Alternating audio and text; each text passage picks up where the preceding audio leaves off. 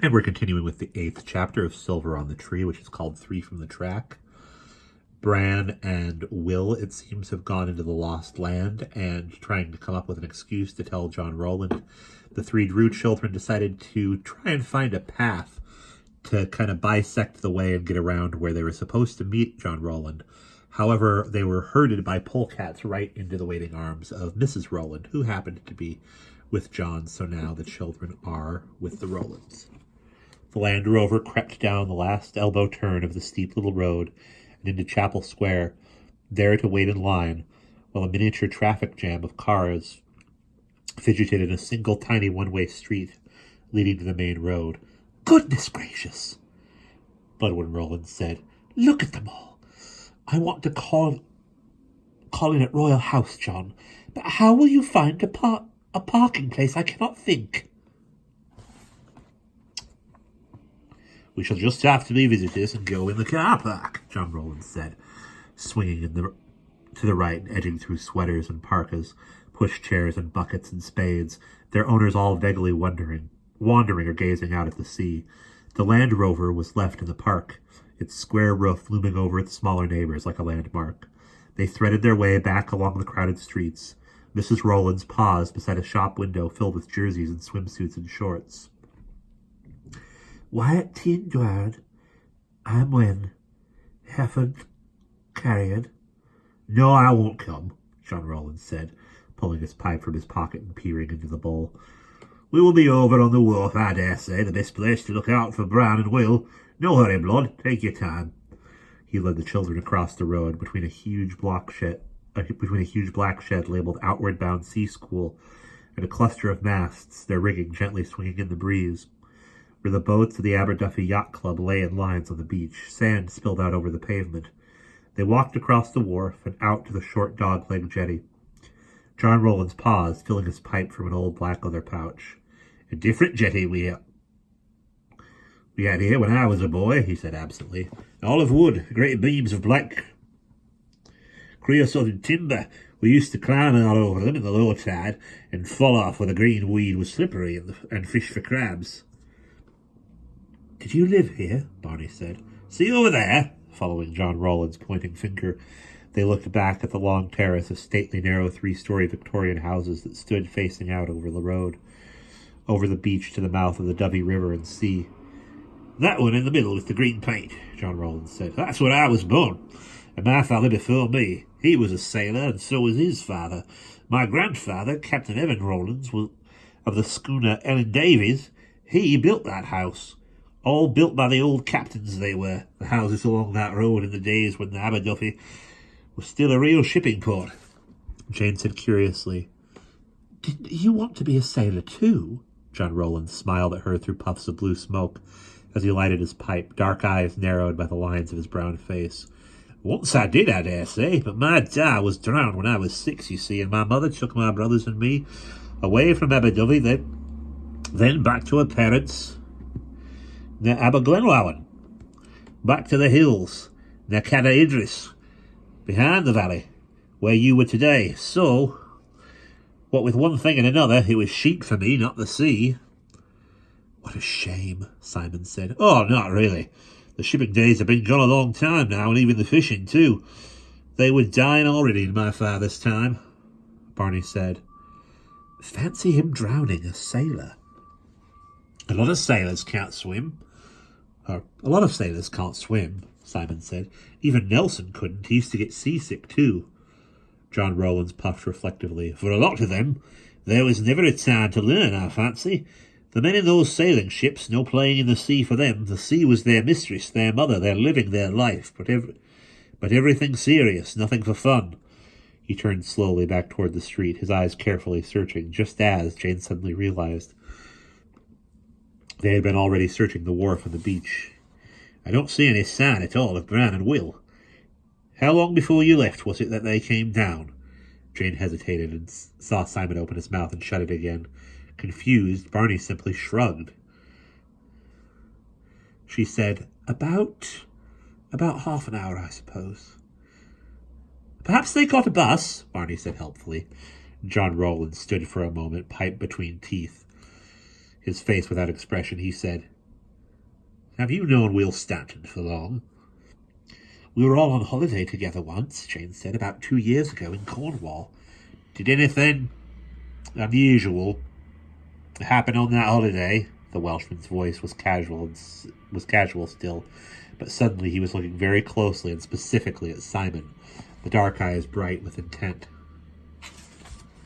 Simon blinked, taken by surprise. Well, yes, I suppose. What sort of thing? Well, just things. Simon's face was flushed. He floundered, caught between honesty and bewilderment. Jane saw Barney's face crease to in a resentful frown. She said, surprised at the cool self-possession in her voice, What do you mean exactly, Mr. Rowlands? How much do you three know about Will? John Rowlands said. His face was unreadable, his voice curt. Quite a lot, said Jane. Her mouth shut sharply like a closing door. She stood looking at him. On either side of her, she could feel Simon and Barney rigid and challenging as herself. The three of them, arrayed against questions that they instinctively knew nobody outside of the pattern of their dealings with Merriman and Will should be bothering to ask. Rowlands was looking at them now, a strange, searching, uncertain look. You are not like him, he said. You three are no more than I am. You are not of that kind. No, Jane said. Something seemed to collapse behind John Rowland's eyes. His face twisted into a kind of taut despair, and Jane was all at once rocked by distress as she saw him gazing at her in open appeal.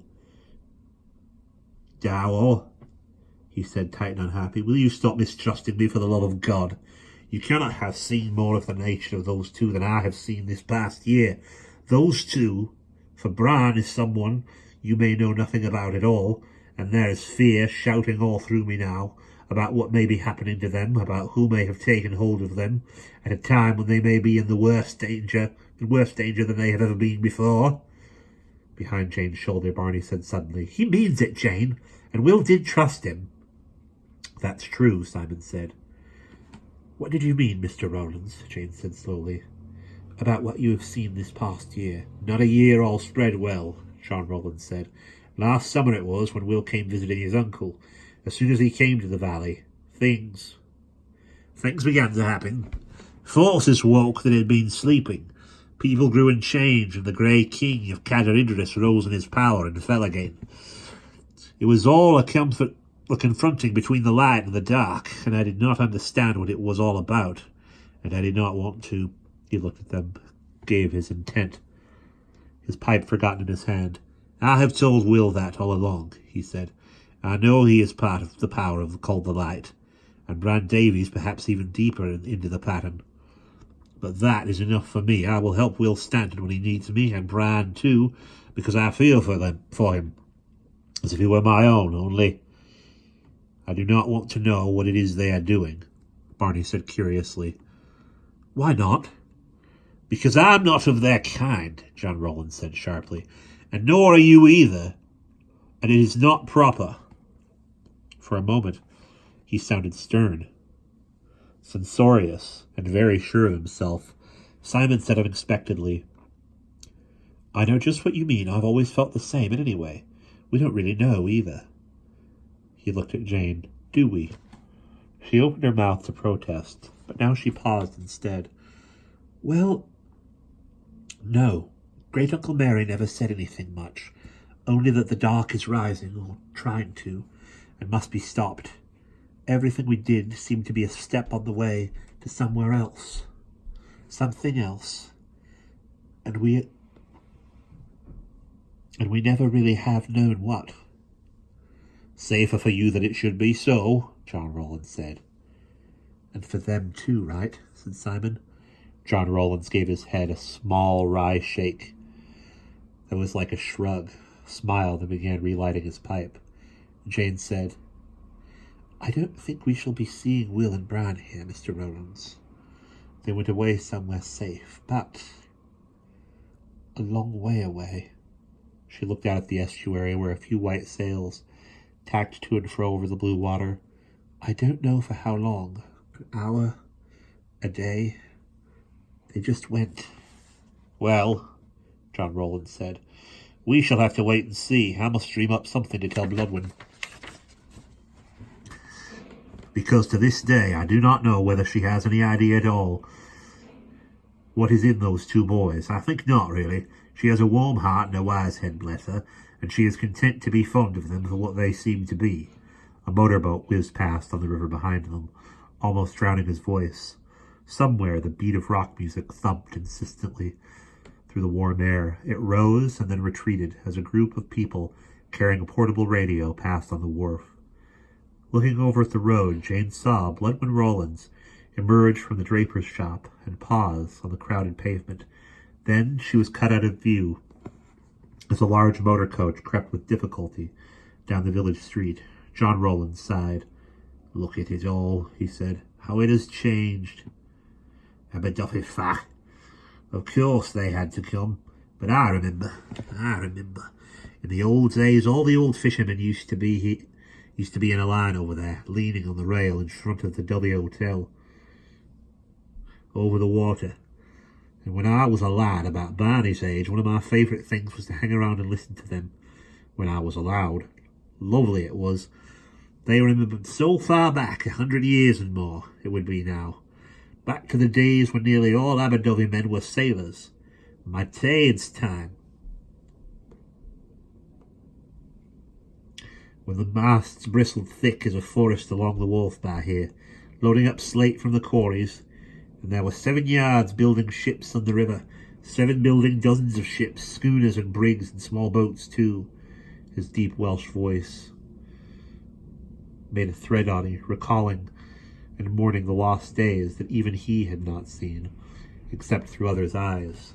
They listened in silence, fascinated until the present sounds and sights of the crowded summer resort seemed to retreat, and they could almost imagine that they saw the tall ships coming into the river round the bar, the stacks of cut slate piled around them on a different wharf, built of black wood instead of concrete. A seagull rose slowly into the air from the end of the jetty, crying out, slow and harsh and sorrowful, and Jane turned her head to follow the flap and sweep of its black-tipped wings. The breeze seemed to feel stronger than before against her cheek. The gull swung sideways past them close, still crying, and we'll pause there.